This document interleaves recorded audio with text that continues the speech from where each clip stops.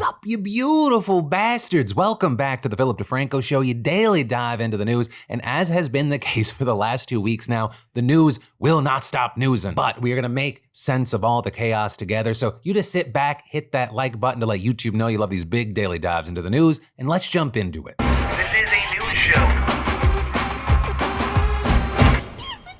Y'all, in big internet drama news, we got creators leaving and coming back to the internet right now. As far as who's leaving, one of the biggest commentators on the internet, Moist Critical, was supposedly stepping away from the internet, with a lot of people just running with that narrative, though it appears that he's just stepping away from his podcast, right? And that is according to a post last night on Patreon by a member of his podcast channel, The Boys, which announced, effective immediately, Charlie has made the decision to leave both the official podcast and Red Thread. He wants to go on an indefinite hiatus to scale back his time spent on the internet. We obviously wish him the best, for everyone to respect his decision, and for all to know that the show will always be open for him to drop by and talk shop should he wish to return. For the official podcast specifically, we may consider a replacement in time depending on how things go, but for now, we're going to continue the show with the 3 remaining original hosts. And again, as some people have characterized this as him just fully leaving the internet, that does not appear to be the case. I mean, even today he uploaded a video to his channel, so it very much seems like a departure from him has been overstated and it's just podcast related. But then also connected to this, there's been a lot of speculation of why this change. And there, the big thing that people are pointing to as a potential factor is the heat that he got from this debate with Rumble streamer Sneako last week. Because amid all the controversy surrounding Ava Chris Tyson, Sneako challenged Charlie to a debate on trans issues and underage marriage. And at one point, Sneako characterizes gender transitioning as cutting someone's dick off and then asking this question. I can go right into the clinic, snip it off, and start taking HRT like Chris Tyson. That's a society that makes sense to you?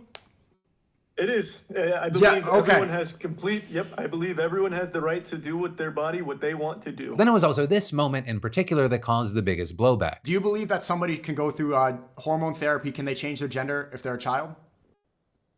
I think that's totally fine as long as everyone is consenting, as you agree with. Okay, so as long as If everyone... your parents are okay with it and you are okay with it, I think that's totally a familial decision to make. And so with that, you had Charlie getting a lot of criticism, people dogpiling on him for that take. Though this is you also had others defending Moist Critical for numerous reasons, including pointing out that Sneako in this debate seemed to be justifying adults marrying underage teens as long as everyone involved in the situation agreed it was okay. And then also with this whole situation, you had Charlie later clarifying what he said he meant. I assumed that Sneako was talking in hyperbole about a 9-year-old getting their dick cut off, because I didn't have the assumption that anyone thought that is how transitioning works. Obviously, no one says that's good.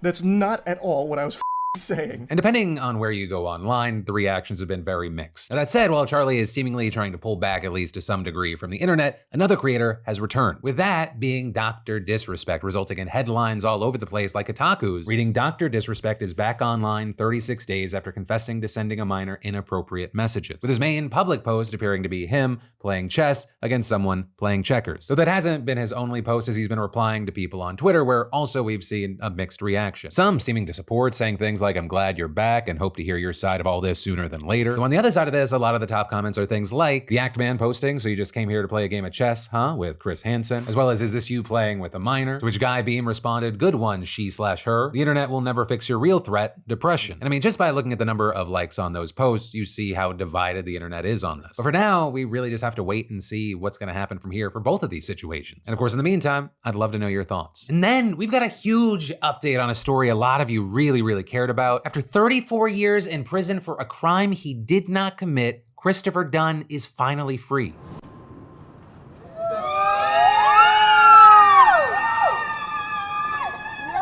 For those of you that maybe missed this, you were late to the party, Dunn was just 18 years old when a Missouri courtroom convicted him of murder in 1991. And that was even though the state presented virtually no evidence apart from 2 eyewitness testimonies that were later recanted as lies. With him going away for 34 years, fighting for his release every minute of every day until last week, when the judge vacated his conviction, meaning he could finally go free. But then, like we talked about, Republican Attorney General Andrew Bailey appealed that ruling in an effort to keep Dunn locked up, with the prison then refusing to let him go, which led to the judge to threaten its warden with contempt of court. But then the Missouri Supreme Court agreed to hear the case, and it ruled that Dunn couldn't be released until the St. Louis Circuit Attorney decided whether to retry the case. But thankfully, for all the reasons we talked about last time we covered this, the attorney declined to do so. And so finally, after all this time, the doors opened for Christopher Dunn. And as he stood there outside the courthouse in front of his supporters, he described what it was like being stuck in limbo for the past week. So hear the decision of the judge, and then get prepared to leave on Wednesday,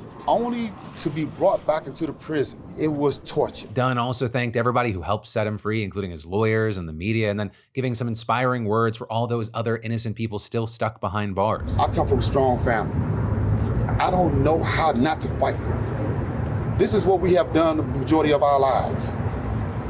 And whether you want to believe it or not, everyone that's in prison, there's a chance for everyone. The thing is, though, they can't give up. And then, man, just one day after the horrific mass stabbing at a Taylor Swift-themed dance and yoga workshop in Southport, England, and more violence has erupted at the same spot. Right, like we talked about, on Monday, an assailant wielding a knife interrupted this workshop and they killed 3 girls and wounded 10 others, including 2 adults. And what we saw yesterday is that over 1,000 people showed up for a peaceful vigil with mourners laying down wreaths, toys, and candles in memory of the victims. But then also just a couple blocks over, there was a crowd forming outside the Southport Mosque. And these people, reportedly, they weren't there to mourn, they were there to cause violence. Right, according to police, they were believed to be members of the far-right English Defense League, which is an Islamophobic organization known for street demonstrations like this. Now, as far as why they cared about this attack on Taylor Swift fans, it has to do with speculation that the attacker was an Islamic asylum seeker who had recently arrived in Britain. With there also being a specific name that was circulating on social media, though, like I talked about yesterday, the authorities quickly shot that down as false. But with all this, police have confirmed that he was in fact a 17-year-old boy born in the UK to Rwandan parents. And as of yet, there is no indication if he was Muslim or had any links to a terror group, though of course more information is forthcoming. But as far as what we saw, you had hundreds of these protesters standing off with police, some wearing masks, others chanting "No surrender" and "English till I die." And then at some point, they start throwing objects at the mosque, with its Chairman Ibrahim Hussein telling the BBC, they smashed all the windows, they broke all the fences, and obviously the chanting and the screaming and the anger just was overwhelming for all of us.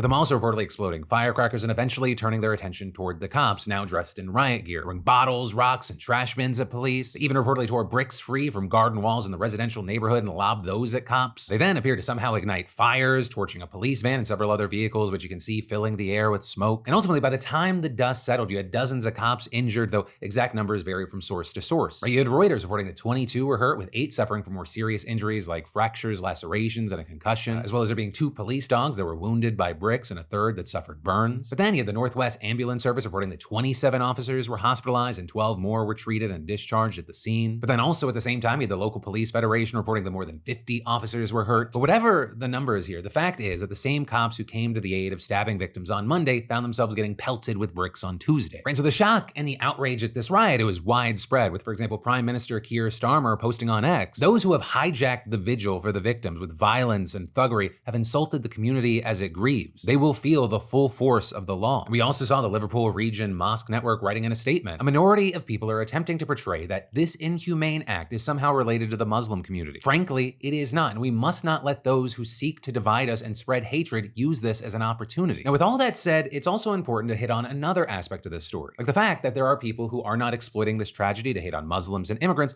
pushing for the government to now do something more about knife violence. Because although the number of fatal stabbings has kept relatively steady over the past decade, overall knife crime did jump a bit last year, with most cases reportedly being very personal, one-on-one attacks. So, dramatic mass stabbings like the one on Monday, they grab a lot more attention. But of course, the thing is it is very difficult to regulate knives, because everyone needs different kind of knives for ordinary things like cooking. Unlike, for example, guns, which Britain clamped down on effectively more than 2 decades ago. But for now, as we wait for more information to come in and we watch what's happening out there on the streets, I gotta pass the question off to you. What are your thoughts here? And then, so we've got to talk about Kamala Harris and Donald Trump having a very different last 24 hours. Because Harris is coming off of possibly one of the best political weeks I have ever seen. She's been a fucking rampage. She's been mobilizing voters, raising historic sums of money. Just generally, the vibes have shifted. While mostly we've just been seeing stats, last night we saw that on display in Atlanta, where they're hosting a rally where around 10,000 people showed up to cheer her on. You also had Meg Thee Stallion and Quavo there. Also, Georgia Senators Raphael Warnock and John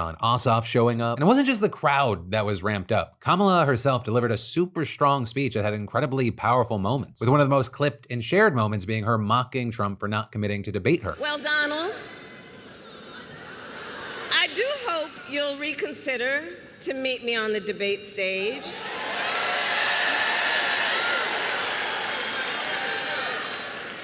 Because as the saying goes, if you've got something to say, say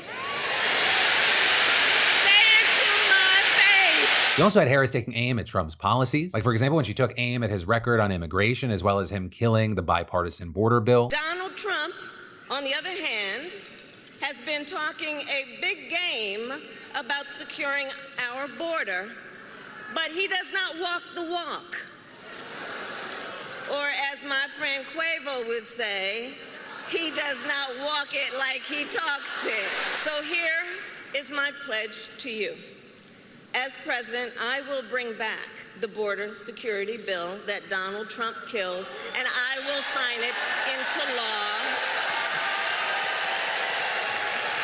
and show Donald Trump what real leadership looks like. Right, and with all that, Harris bringing that energy to Georgia, it's very important for a number of reasons. With probably the biggest one being that before Biden dropped out, Democrats, it looked like they didn't have a fucking chance to win the state, with the president even starting to shift his campaigning to other battlegrounds. But now, with Kamala as the nominee, experts are saying the state is back in play, with one Democratic strategist even describing Harris's candidacy as a defibrillator. And the thing is, from the emerging polling, it looks like a national trend. Remember how I said, the polling's always going to change, but we really need to wait for the first round of high-quality polling to come in with a Harris-Trump matchup. Right now that it's real and not just some hypothetical while Biden was the nominee. Well, the results have been coming in and we have seen a major swing, with multiple recent surveys indicating that she is closing the gap in key battlegrounds and wiping out Trump's lead, with everything trending more and more towards this being a toss-up when you consider the Electoral College. Because again, I'll always say it, fuck a national poll. Every 4 years, it comes down to a handful of battleground states. But as far as the polling's concerned, again, polls will change from now till election day. And so with that, there are two big questions. Is this Harris surge a pop? This is the honeymoon period,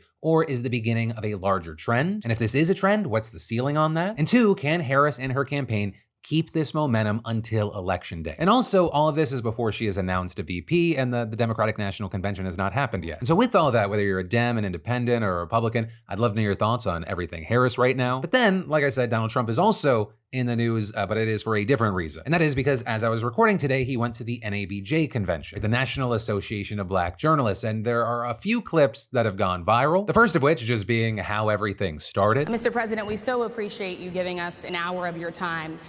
I want to start by addressing the elephant in the room, sir. A lot of people did not think it was appropriate for you to be here today. You have pushed false claims about some of your rivals, from Nikki Haley to former President Barack Obama, saying that they were not born in the United States, which is not true. You have told 4 congresswomen of color who were American citizens to go back to where they came from. You have used words like animal and rabid to describe black district attorneys. You've attacked black journalists, calling them a loser, saying the questions that they ask are, quote, stupid and racist. You've had dinner with a white supremacist at your Mar-a-Lago resort. So my question, sir, now that you are asking black supporters to vote for you, why should black voters trust you after you have used language like that? Well, first of all, I don't think I've ever been asked a question in such a horrible manner, a first question. You don't even say, hello, how are you?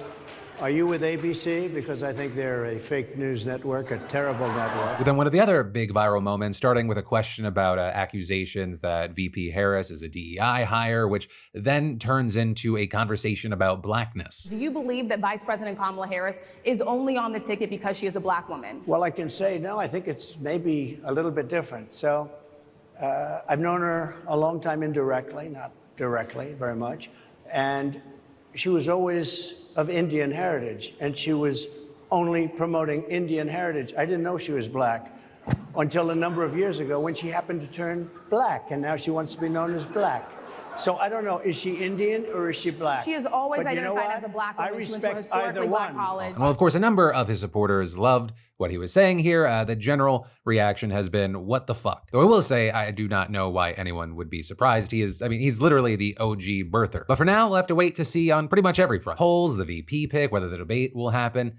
We'll see. But of course, in the meantime, I gotta ask, what are you thinking? What's your reaction and why? And then, for those of you who enjoy having a few drinks, but you don't enjoy how you feel the next day, listen up, because I got a game changer for you. And it's from me and the fantastic sponsor of the show, ZBiotics. See, ZBiotics Pre-Alcohol Probiotic is the world's first genetically engineered probiotic invented by PhD scientists to tackle rough mornings after drinking. Alcohol, it gets converted into a toxic byproduct in the gut, and that byproduct is a big reason why you feel so rough the next morning. But pre-alcohol, it produces an enzyme to break this byproduct down, and it's designed to work like your liver, but in your gut where you need it most. So you just drink this probiotic before drinking alcohol, you drink responsibly, and get a good night's sleep to feel your best tomorrow. And I mean, summer is full of activities that pair nicely with a refreshing drink, so stock up on pre-alcohol now and help yourself out. I mean, this little bottle has helped me be able to, just be me after a night out. So just go to zbiotics.com/DeFranco to get 15% off your first order when you use DeFranco at checkout. And pre-alcohol is backed with a 100% money-back guarantee. So if you're unsatisfied for any reason, they'll refund your money, no questions asked. That's zbiotics.com/DeFranco and use code DeFranco at checkout for 15% off. And then we just got the news that the internet as we know it may be about to change. Right? And that's because the Senate just overwhelmingly passed the Kids Online Safety Act alongside COPPA 2.0 in a 91-3 vote, with only Ron Wyden, Rand Paul, and Mike Lee opposing KOSA over censorship concerns. Now with this, if you've been watching YouTube for a while, you've probably at least heard about COPPA, right? It's the Children's Online Privacy Protection Act, and it's supposed to protect children under 13 from having certain data collected, and it largely bars marketing towards them. Well, COPPA 2.0, it's pretty much the same thing, but with more. With really the biggest thing COPPA 2.0 is doing is expanding those restrictions to anyone 17 and younger. And with this, you had Senator Ed Markey, who helped author the original COPPA in 1998, being a lead sponsor on this version as well. And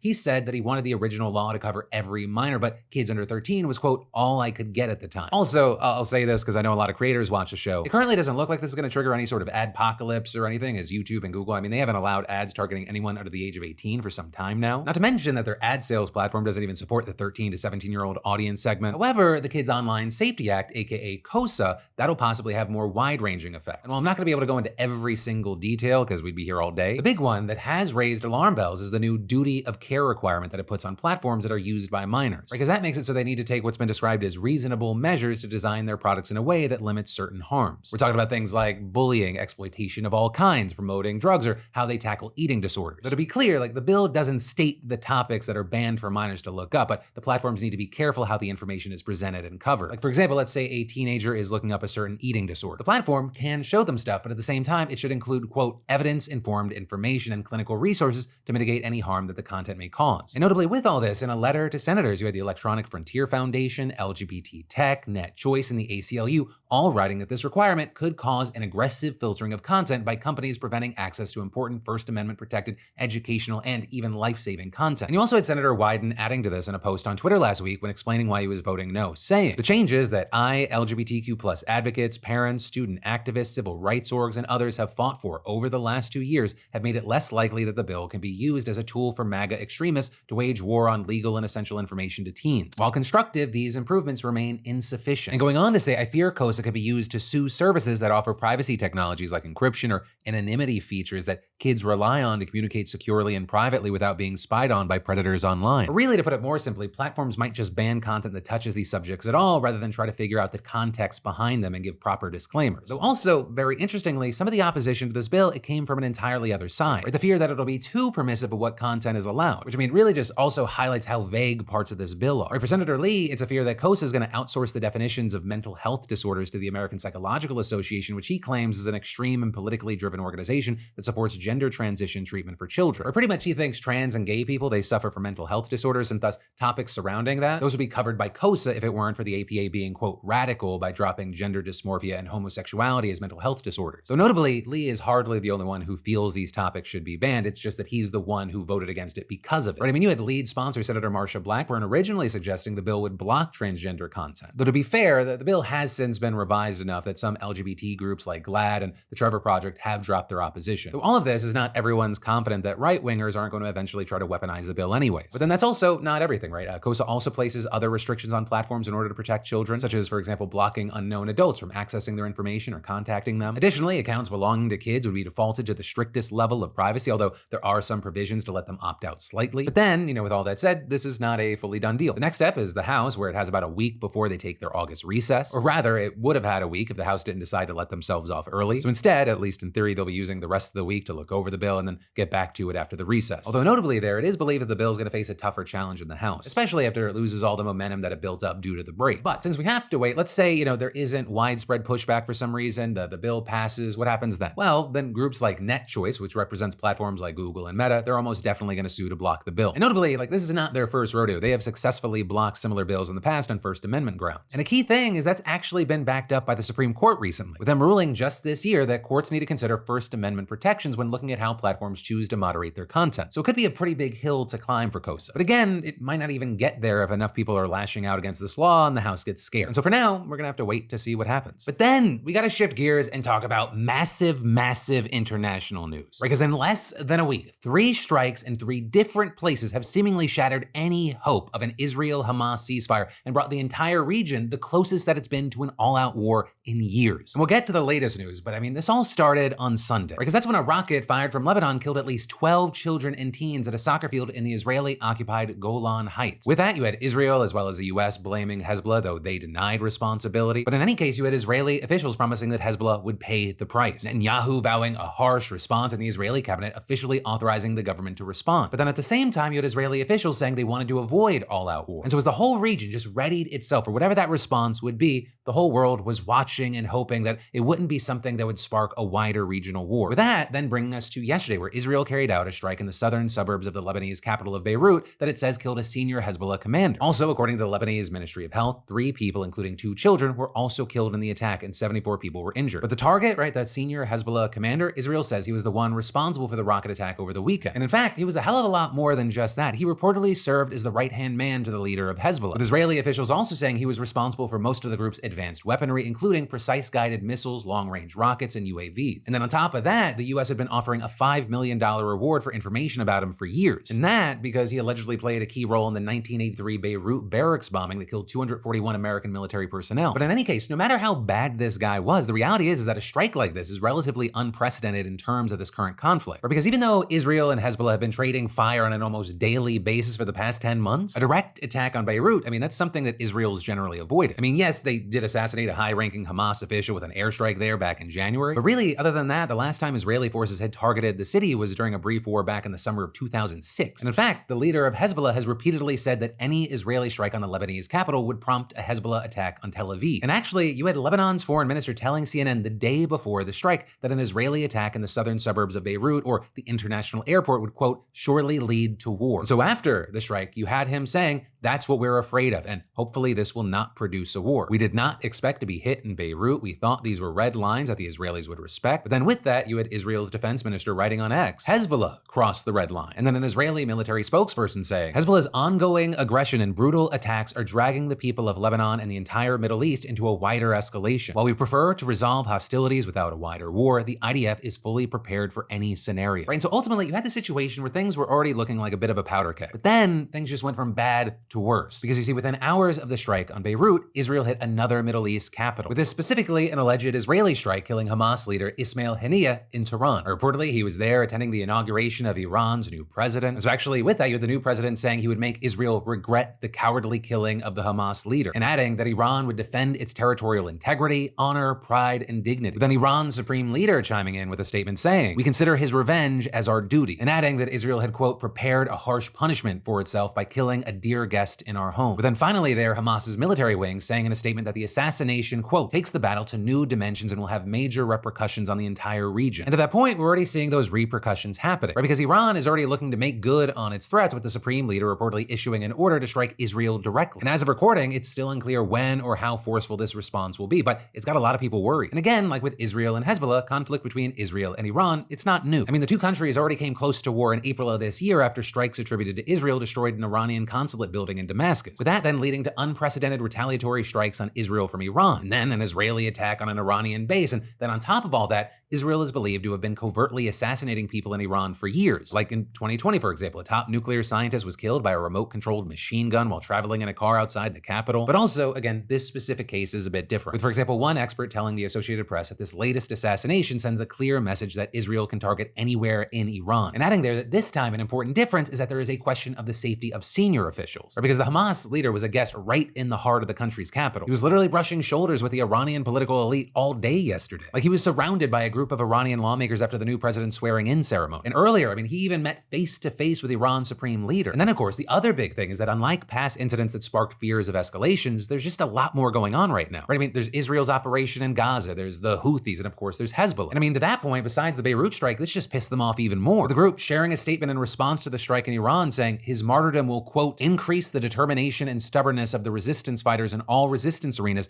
to continue the path of jihad and will make the resolve stronger in confronting the Zionist enemy. And in fact, you had Lebanon's foreign minister explicitly acknowledging how the two strikes are related, saying, if it was limited to Lebanon, we would be sure that the retaliation will not lead to war, but now it is out of our hands. You're talking about Iran. I went to bed yesterday thinking that, okay, this can still be managed. But now when I got up this morning and read about Haniyeh, I thought, oh gosh, it's over. And so with that, you had one Western diplomat whose country has worked to prevent an Israeli-Hezbollah escalation telling the AP, the double strikes in Beirut and Tehran have almost killed hopes for a Gaza ceasefire and could push the Middle East into a devastating regional war. Also, on the subject of the ceasefire, one of the things that makes this assassination even more damaging is the fact that the Hamas leader killed was the one directly involved in negotiations. In fact, you had one source telling CNN that he was instrumental in achieving certain breakthroughs. So you have people like the Qatari PM who's helping mediate the ceasefire talks saying, political assassinations and continued targeting of civilians in Gaza while talks continue leads us to ask, how can mediation succeed when one party assassinates the negotiator on the other side? And that criticism is also coming from within Israel as well. With, for example, one left-wing lawmaker accusing Netanyahu of jeopardizing the safety of the hostages, writing Haniyeh was a hardened war criminal, but that's not the point. The issue is giving up the abductees and deliberately sacrificing them to death in agony, with them then going on to describe Netanyahu and his supporters as pyromaniacs bent on setting the region on fire. But then also other events in Israel just showing how the divisions there have been getting deeper and deeper. For example, on Monday, far-right protesters and at least one lawmaker stormed a couple of Israeli military bases after 9 reservists suspected of participating in the abuse of a Palestinian prisoner were detained. And also with that, just this week, we're learning more about how bad the conditions are for Palestinian detainees, with a new report from the UN Human Rights Office saying thousands of Palestinians have been forcibly removed from Gaza, sometimes from bomb shelters, and dragged into detention in Israel. And there, some have been tortured and dozens have died. But with all that, beyond this affecting a ceasefire, another bit of the fallout from all this could actually be to further strengthen Hamas, especially in the occupied West Bank. Before Israel's invasion, open support for Hamas in the West Bank, it was pretty rare. But since December or so, polls have showed that the group's popularity has been soaring there. And in fact, more recently, reporting from the New York Times described how Palestinian militants in the West Bank are now actually looking to emulate Hamas. And with that, Hamas is now saying today that it has carried out 2 shooting operations in the West Bank in response to the killing of the group's leader in Iran. And then on top of that, hundreds of Palestinian demonstrators marched in the occupied West Bank to protest the assassination, and notably, many carried Hamas flags, so that's another front to watch. With Israel having already ramped up its military activity in the West Bank, and this could be part of an even further escalation there as well. With that and all the news breaking today, the most attention is still on the border with Lebanon, with the Israeli military now saying it's preparing for, quote, combat in the northern arena and practicing a variety of extreme scenarios, including combat in a built-up area. That said, the Israeli foreign minister says a full-scale war with Hezbollah could be prevented if a UN resolution banning armed groups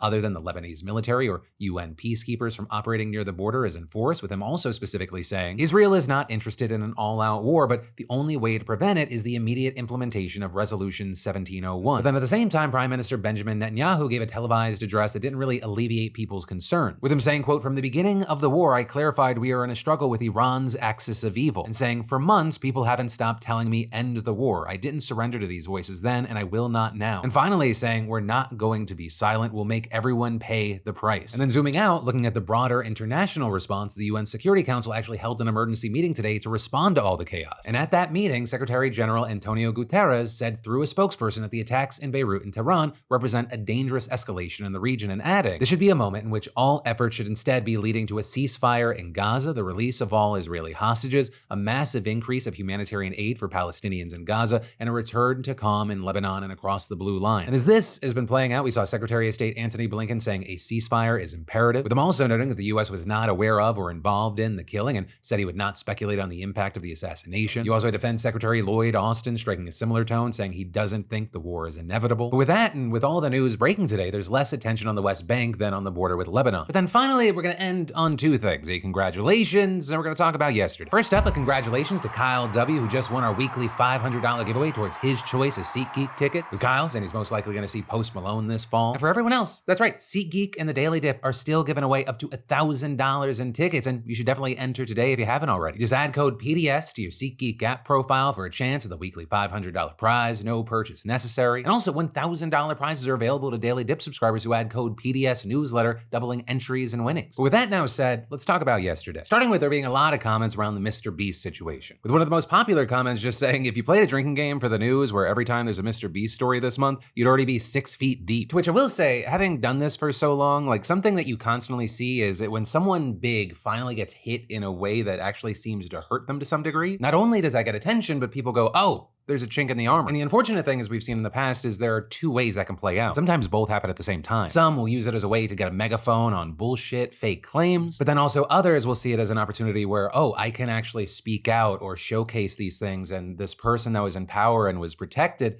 they could actually have some accountability there now. And so that's why it's really important to try to talk everything out, look at what everyone is saying, and try to have a critical mind about that. That said, some of the other comments included abbreviated reviews saying, the Mr. Beast scenario is a simple solution. The FTC exists to shut things down like illegal lotteries and malicious giveaway practices. If some of the claims in the video are true, I don't think Jimmy is going to be able to stop the federal government from investigating, and I honestly can't imagine he'd have made it this far without some inquiry. Also, that no purchase necessary entry method is standard for almost all sweepstakes. It's so ubiquitous that I've always assumed it's the bare minimum required by law. And then replying to that, you had Cruza saying, honestly, the FTC being around disproves the claim. And saying they're very vigilant. Like I remember they smacked down Angry Joe for doing a lottery. And then Critical Role also got smacked down. If they went after them, why wouldn't they have gone after the largest and loudest guy on YouTube? Though there, you had people saying things like Pink Sauce Lady only got caught by people calling it in, and saying even after the video where she indicated she had no idea that it was. So then also on some of the other allegations, you had comments like Jur MSP saying, as someone who works in reality TV, these are all pretty standard practice. Audio desync shots, timer manipulation, the last second push to the clock, but then saying the challenge side is a little less clear. Oftentimes, if there is money on the line to be won, most, if not all, competition shows have an off-camera scoring system of some kind, especially if they're judging things like art or food, which can be subjective. Although adding, there isn't much scrutiny on the scoring side. In practice, there's nothing to stop producers from making their own decisions. At producers' discretion is written into almost every reality competition contract out there. No reality show is a straight-up fair game. And they are making reference to Gordon Ramsay, Top Gear, or every dating show ever. So I will say there that the specifics matter. Right? There's a difference if money is at stake and there's a competition where there's scoring versus just someone does something and they win or they don't win. And actually, like a really interesting deep dive is if you get into competition shows and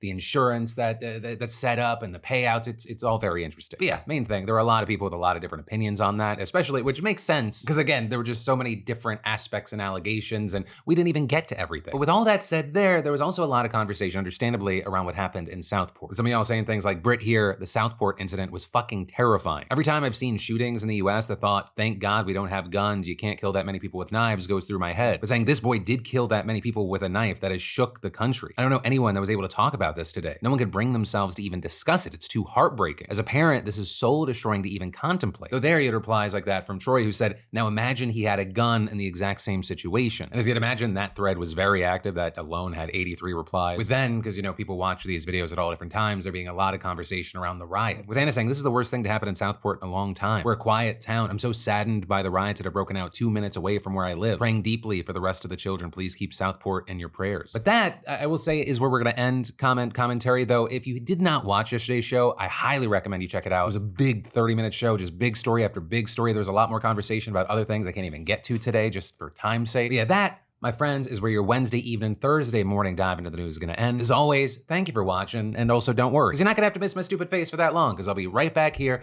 to talk more news tomorrow. I love yo faces, and I'll see you then.